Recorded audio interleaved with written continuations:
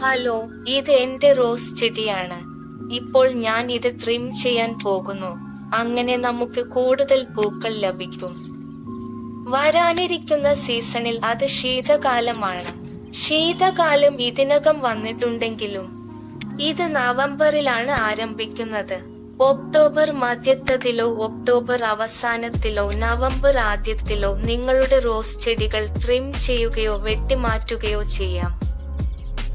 ശൈത്യകാലത്ത് പുതിയ വളർച്ചയും പുതിയ പൂക്കളും ലഭിക്കുന്നതിനുള്ള ഒരു നിർണായക ഘട്ടമാണിത്. ഈ റോസ് ചെടികൾ ശരിയായി മുറിക്കുമ്പോൾ വളരെ നല്ലതാണ്, അതിനാൽ ശൈത്യകാലത്ത് പൂവിടും. കഴിഞ്ഞ സീസണിൽ ഇതിനകം പൂക്കൾ നൽകിയ എല്ലാ ശാഖകളും ഞാൻ നീക്കം ചെയ്യുന്നു. നിങ്ങൾക്ക് കാണാനാകുന്നതുപോലെ വളരെ വലുതോ നല്ല രൂപമോ ആയിരുന്നില്ലെങ്കിലും ചില പൂക്കൾ അവിടെയുണ്ട്, പക്ഷേ അവർ അവിടെ ഉണ്ടായിരുന്നു. അതിനാൽ ഞങ്ങൾ ഇതിനകം പൂക്കൾ കിട്ടിയിടത്ത് നിന്ന് ഞാൻ അവരെ നീക്കം ചെയ്യുന്നു. ചെടിക്ക് നല്ല രൂപം നൽകുന്നതും നല്ലതാണ്.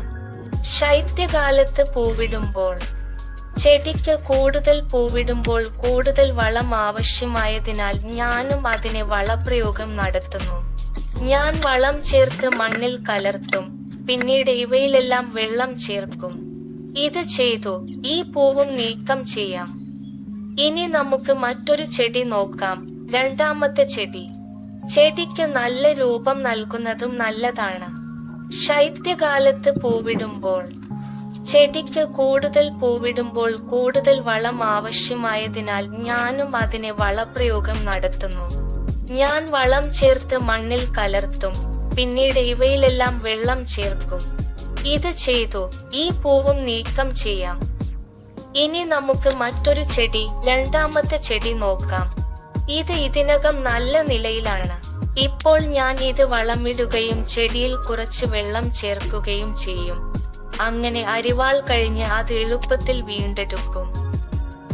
കൂടുതൽ പൂവിടാൻ എല്ലാ സസ്യങ്ങളും പൂർണ്ണ സൂര്യൻ കണ്ടുപിടുത്തത്തിൽ സൂക്ഷിക്കുക. നന്ദി.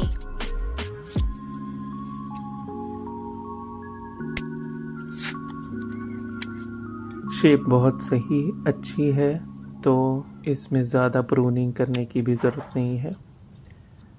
लास्ट में सभी में फर्टिलाइजिंग करने के बाद आप अच्छे से पानी डालें.